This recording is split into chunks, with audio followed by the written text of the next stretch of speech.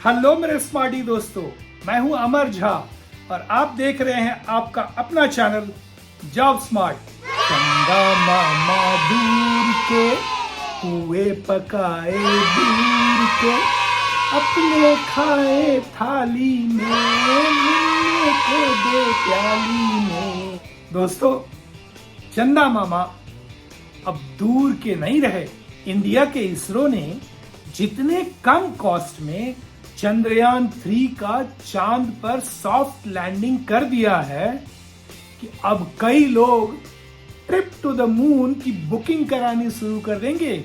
दोस्तों, 14 जुलाई 2023 को लॉन्च होने से लेकर 23 अगस्त 2023 तक 40 डेज की यात्रा के बाद मून के साउथ पोल पर सॉफ्ट लैंडिंग करने तक आपने चंद्रयान 3 के बहुत सारे टीवी न्यूज, वीडियोस और आर्टिकल देखे, पढ़े और सुने होंगे, परंतु आज हम डिकोड करेंगे आखिर इतने कम कॉस्ट में इसरो ने चंद्रयान 3 का कैसे सफल लैंडिंग करा दिया, जो कि दुनिया के कोई भी देश नहीं कर पाए।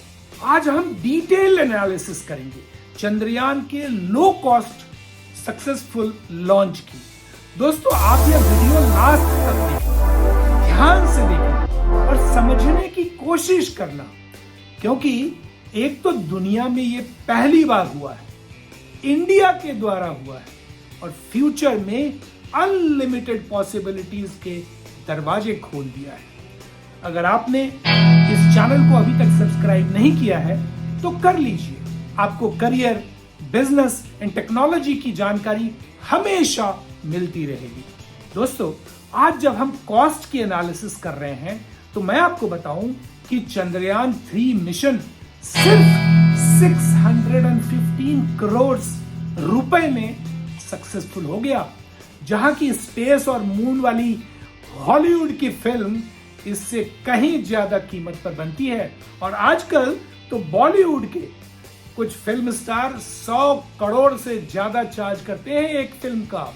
आपको यह जानकर भी आश्चर्य होगा कि चंद्रयान 3 मिशन का 615 करोड़ यानी $75 मिलियन हॉलीवुड के स्पेस ब्लॉकबस्टर ग्रेविटी, जिसका cost $100 million, the Martin 108 million यानी $108 मिलियन और इंटरस्टेलर $160 मिलियन से भी कम है। स्पेसएक्स के सीईओ और chief technical officer Elon Musk को जब इसरो के इतने कॉस्ट इफेक्टिव मून मिशन का जो सिर्फ $75 मिलियन और वो भी जो क्रिस्टोफर नोलान की साईफाई मूवी इंटरस्टेलर से भी कम है का पता चला, तो उन्होंने ट्वीट कर सिर्फ इतना ही कहा, गुड फॉर इंडिया।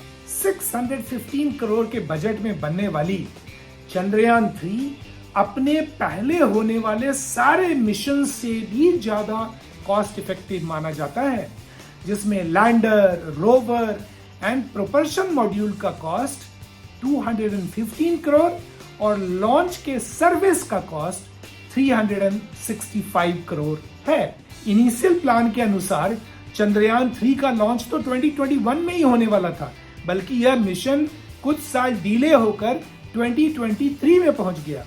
कुछ वैज्ञानिकों का कहना है कि पैंडेमिक से पहले दिसंबर 2019 में इसरो ने इस मिशन के लिए सिर्फ 75 करोड़ ही मांगे थे, जिसमें 60 करोड़ मशीनरी, इक्विपमेंट और अदर कैपिटल एक्सपेंडिचर के लिए थे और 15 करोड़ रेवेन्यू एक्सपेंडिचर के लिए थे।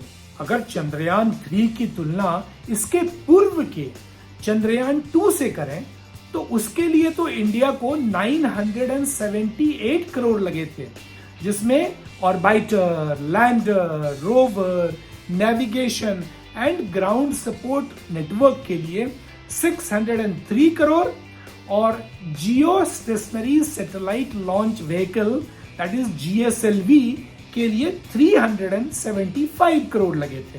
दोस्तों, अमेरिका, रशिया और चाइना के बाद इंडिया ऐसा 4th देश बन गया है जिसने चांद के सरफेस पर सॉफ्ट लैंडिंग की हो और पहला ऐसा देश बन गया है जिसने चांद के साउथ पोल पर सॉफ्ट लैंडिंग की हो।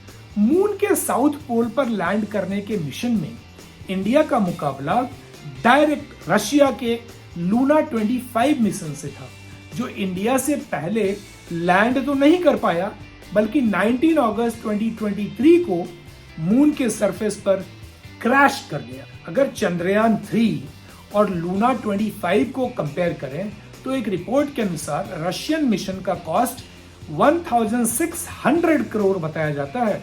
हालांकि रशिया ने डायरेक्टली अपने क्रैश्ड लूना मिशन का कॉस्ट तो नहीं बताया है, परंतु जानकार सूत्रों के अनुसार उसका कॉस्ट 1600 करोड़ बताया जाता है। अगर नासा के साउथ पोल पर लैंडिंग के मिशन वाइपर से कंपेयर करें तो उसका एस्टिमेटेड बजट करीब 3500 करोड़ से भी ऊपर बताया जाता है। तो चलिए आज हम इस डीप सीक्रेट को जानने की कोशिश करेंगे, उस पर से पर्दा हटाएंगे कि आखिर चंद्रयान 3 का इतना कम कॉस्ट क्यों है। इसके 5 मुख्य कारण बताए जाते हैं। नंबर 1, इसरो के चंद्रयान के लो कॉस्ट का एक कारण बताया जाता है कि इसरो ने अपने स्पेसक्राफ्ट का साइज छोटा रखा है। चंद्रयान 3 का वेट करीब 3900 केजी है, जिसमें प्रोपल्सन मॉड्यूल का weight 2148 KG, lander module Vikram 1726 KG, rover Pragyan 26 KG का है। John Hopkins applied physics laboratory के स्पेस एक्सप्लोरेशन के हेड रॉबर्ट ब्राउन का कहना है कि small landers imply smaller launch vehicles, smaller components and less material. If the scope of the mission is small, then the cost is likely to be small. परंतु मेरे हिसाब से यह लॉजिक थोड़ा सा फिट नहीं बैठता है, क्योंकि अगर हम रशिया का लूना 25 मिशन देखें तो उसका वेट तो 1750 केजी है और इंडिया का चंद्रयान 3 का वेट 3900 केजी है, परंतु रशिया का कॉस्ट तो 1600 करोड़ है, यानी 2.5 गुना। दूसरा, चंद्रयान 3 का कॉस्ट चंद्रयान 2 से भी कम है और इसका कारण है कि चंद्रयान 2 में ऑर्बिटर था, परंतु चंद्रयान 3 में कोई ऑर्बिटर नहीं है। तीसरा कारण, एक और चीज जो कहा जा रहा है कि इंडिया ने अपने पहले के मिशन में रिसर्च, डेवलपमेंट और टेस्टिंग पर जो खर्च किया है उसको इस मिशन में इंक्लूड नहीं किया है। परंतु मेरा यह मानना है कि हर लर्निंग का कुछ ना कुछ कॉस्ट तो होता ही है। इसके लिए सारा कॉस्ट एक सफल मिशन पर ऐड कर दिया जाए, ये भी तो सही नहीं है। उस तरह से अगर देखें तो रसिया का फर्स्ट मून मिशन तो 1976 में शुरू हुआ था और चंद्रयान 1 22 अक्टूबर 2008 में लॉन्च किया गया था और इंडिया का तो यह तीसरा ही मिशन है। चौथा रीजन जो ज्यादा रीजनेबल लगता है वो है जो स्पेस किड्स इंडिया की फाउंडर एंड सीईओ श्रीमती केसन का मानना है कि इसरो ने चंद्रयान 3 में टेक्नोलॉजी, एफिशिएंसी एंड अफोर्डेबिलिटी में एक बैलेंस बनाने की कोशिश की है। पहले के अपोलो मिशन में मानव को चांद पर लेकर गए थे और उसमें फास्टर स्पीड और लेसर ट्रेवल टाइम पर फोकस किया गया था और उसमें फ्यूल कंजम्पशन भी बहुत ज्यादा था। उनके कंस्ट्रक्शन में बहुत खर्च हुआ था। इसरो के साइंटिस्ट ने इस मिशन में एक नया मेथड जिसे स्लिंग शॉट मेथड कहा जाता है उसे अपनाया था। स्लिंग शॉट का मतलब होता है हिंदी में गुलेल। इस मेथड को ग्रेविटी असिस्ट भी कहते हैं। यह सैटर्न 5 के इतना पावरफुल तो नहीं है। इसमें यह मून की ओर डायरेक्ट पाथ फॉलो नहीं करता है, बल्कि पृथ्वी के एलिप्टिकल ऑर्बिट में चक्कर लगा लगा कर ग्रेविटेशनल फोर्स की मदद से स्पीड और मोमेंटम गेन करता है। इस तरह फ्यूल का खर्च कम होता है, समय ज्यादा लगता है और कॉस्ट कम आता है। तो समझ में आ गया सीक्रेट।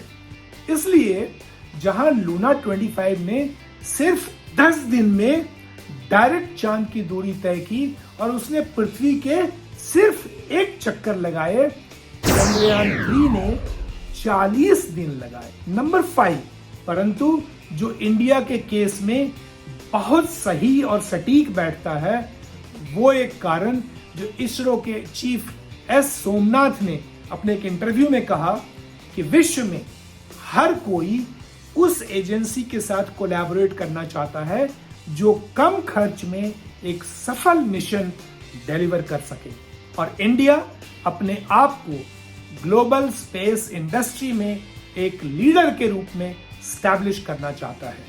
इसरो के फॉर्मर चीफ जी माधवन नायर ने एक बहुत ही महत्वपूर्ण बात कही है कि सिर्फ इंडिया के साइंटिस्ट ही इस तरह के कॉस्ट इफेक्टिव सॉल्यूशन दे सकते हैं।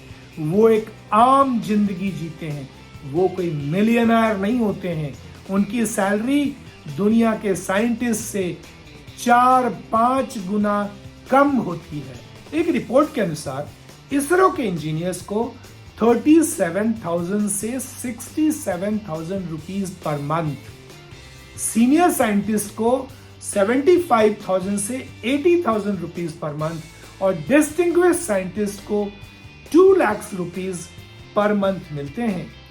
वो भी IITs और Indian institute of science Bangalore के प्रोडक्ट होते हैं, परंतु उन्हें करोड़ों का सैलरी पैकेज नहीं मिलता है, बल्कि वही वो लोग हैं जो देश को गौरवान्वित करते हैं। I'm glad to announce the presence of Mr. C.S. Somnath, the chairman of ISRO, on board our flight today. May I get a huge round of applause for Mr. S. Somnath and his team. We are proud to have you on board, sir. Thank you so much for making India proud. छोटे बच्चे ने surprise visitor के रूप में श्री सोमनाथ से मिलकर उन्हें Vikram lander का एक हैंडमेड मॉडल प्रेजेंट किया।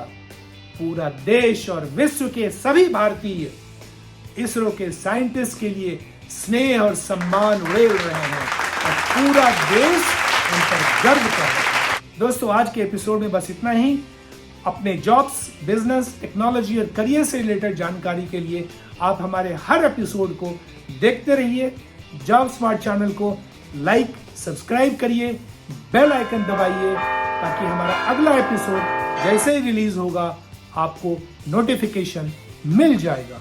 तो अगले एपिसोड तक के लिए जय हिंद।